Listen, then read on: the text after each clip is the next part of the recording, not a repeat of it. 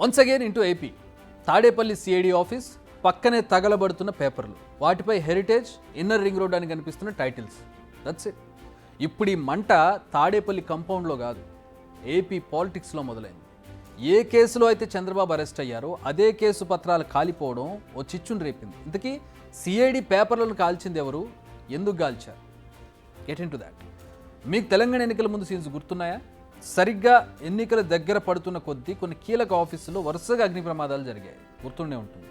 కీలక డాక్యుమెంట్స్ అన్నీ అగ్నికి ఆహుతయ్యాయి. ఫలానా ఆఫీస్లో ఫైళ్లు తగలబడ్డాయి, కీలక డాక్యుమెంట్లు తగలబడిపోయాయి. ఫలానా ఆఫీస్లో ఫైళ్లు తగలబడ్డాయి, అక్కడ హార్డ్ డిస్క్లో లేకపోతే ఫైల్స్ అక్కడ తగలబడిపోయాయి. అంటే ఫ్యూచర్లో కేసుల్లో ఇరుక్కున్నా ఎలాంటి ఆధారాలు దొరకకుండా జాగ్రత్త పడ్డం అన్నమాట. ఇప్పుడు ఏపీలో కూడా ఇలాంటి సీన్సే జరుగుతున్నాయా అనే అనుమానం కనబడుతుంది. సరిగ్గా ఎన్నికల ముందు డాక్యుమెంట్స్ అవి కూడా చాలా కీలకమైన డాక్యుమెంట్స్. ఏకంగా అధికారులే ఇక్కడ డాక్యుమెంట్స్ని తగలబెడుతున్నారు. ఇక్కడ ఏదో ప్రమాదవశాత్తునో లేదంటే దొంగలు ఎత్తుకుపోయారనే వార్తలు మనం చూసాం. అక్కడ ఏకంగా అధికారులు తగలబెడుతున్న పరిస్థితి. ఇదే ఇప్పుడు రాజకీయ రచ్చకు కారణమవుతుంది. ఏపీ సిఐడి ఇది ఏపీ ప్రభుత్వం కింద పనిచేస్తుంది. గత కొన్నేళ్లుగా వివాదాలకు కేరాఫ్గా మారింది. టీడీపీ అధినేత చంద్రబాబు, ఆయన కుమారుడు లోకేష్ టార్గెట్గా పనిచేస్తుందన్న ప్రచారం ఎప్పటి నుంచో ఉంది. స్కిల్ డెవలప్మెంట్ కేసులో ప్రధానంగా చంద్రబాబును అరెస్ట్ చేసి రాజమండ్రి జైలుకు కూడా పంపింది సిఐడిని. ఇవే కాకుండా ఇన్నర్ రింగ్ రోడ్ కేసులు వేసింది, హెరిటేజ్ బై కేసులు వేసింది, ఫైబర్ నెట్లో కేసులు, రాజధాని భూములకు సంబంధించిన కేసులన్నీ కూడా సిఐడినే హ్యాండిల్ చేస్తోంది. అలాంటి సిఐడి ఆఫీస్ హెడ్ క్వార్టర్స్లో ఓ సీన్ జరిగింది. ఈ సీన్స్ చూడండి. ఓ సిఐడి అధికారి కొన్ని డాక్యుమెంట్స్ను బయటకు తీసుకొచ్చారు. ఎవరిని దగ్గరికి రానివ్వలేదు, పక్కనే కుప్పగా పోసి నిప్పు పెట్టారు. దీంతో ఈ ఇష్యూ వెనుక ఏదో కుట్ర ఉందన్న ప్రచారం మొదలైంది. అయితే ఈ ప్రచారం నిజమని నమ్మేలా అక్కడ సీన్స్ కనిపించాయి.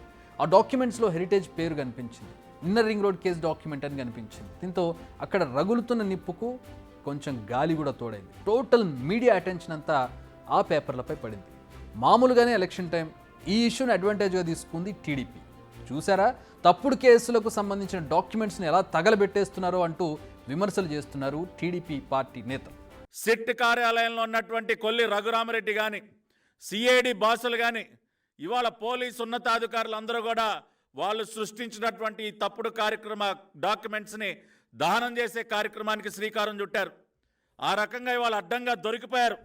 ప్రస్తుతం సిఐడి చీఫ్గా రఘురామరెడ్డి ఉన్నారు. ఆయనపై టీడీపీ నేతలు ఆరోపణలు చేస్తూనే ఉన్నారు.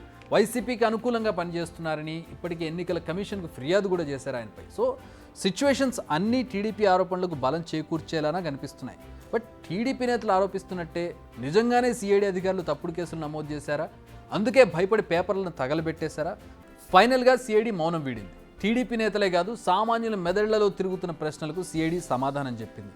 Heritage, inner ring road case మాత్రమే కాదు, మరో 3 కేసుల్లో ఇప్పటికే ఛార్జ్ షీట్లు వేశాం. ఒక్కో ఛార్జ్ షీట్లో 8 నుంచి 10,000 పేజీలు ఉన్నాయి. వాటిని నిందితులకు కూడా ఇచ్చేస్తాం అని తెలిపింది. అయితే ఛార్జ్ షీట్లు ప్రింట్ చేసే టైంలో కొన్ని సరిగ్గా ప్రింట్ కాలేదని, అలాంటి కాపీలను కాల్చివేయడం సిబ్బంది డ్యూటీ అంటూ ఒక క్లారిటీ ఇచ్చింది. అయితే ఈ క్లారిటీ కూడా ఇప్పుడు మరో కాంట్రవర్సీకి కేరాఫ్గా మారింది. టీడీపీ నేతలు ఇప్పుడు మరికొన్ని డౌట్స్ని రైజ్ చేస్తున్నారు. ఇవాళ ఏదైతే సిట్లో జరిగిందో సెక్రటేరియట్లో జరగబోతుంది, అన్ని కార్యాలయాల్లో జరగబోతుంది, ప్రభుత్వం ఓడిపోతుందని చాలా క్లియర్గా పై స్థాయి నుంచి కింద స్థాయి దాకా అధికారుల దృష్టికి వచ్చింది. వాళ్ళు పెట్టిన తప్పుడు డాక్యుమెంట్లు, వాళ్ళు తీసుకొచ్చిన తప్పుడు డాక్యుమెంట్లు, వాళ్ళు చంద్రబాబు నాయుడు గారిని, లోకేష్ బాబుని కేసుల్లో ఇరికియటానికి ఏ విధంగా తప్పుడు కార్యక్రమాలు పాల్పడ్డారో ఆ పత్రాలన్నీ కూడా ఈరోజు తగలబెట్టే కార్యక్రమాలు చేశారు. దాంట్లో భాగంగానే సిట్ కార్యాలయంలో జరిగింది.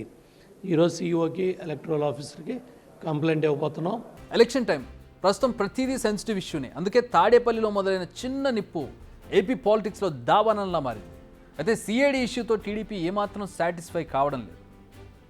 ఈ ఇష్యూను ఈసీతోనే తేల్చుకుంటామని చెబుతోంది. Let's wait and see. అసలు సిఐడి కార్యాలయంలో ఫైల్స్ను కానీ కాగితాలను కానీ తీసుకొచ్చి బయట పబ్లిక్గా కాల్చాల్సిన అవసరం ఏముంటుంది? నిజంగా వాళ్ళు ఏదైనా తప్పు చేస్తుంటే ఇంకెక్కడైనా కూడా తీసుకెళ్లి కాల్చే అవకాశం ఉంటుంది, లేదా సిఐడి ఆఫీసులోనే కాల్చుకునే పరిస్థితి ఉంటుంది. పబ్లిక్గా బయటకు తీసుకొచ్చి అందరికంట పడే విధంగా కాల్చాల్సిన అవసరం ఏమిటి అనేది కూడా ప్రస్తుతం వినిపిస్తున్నటువంటి మరొక ప్రశ్న.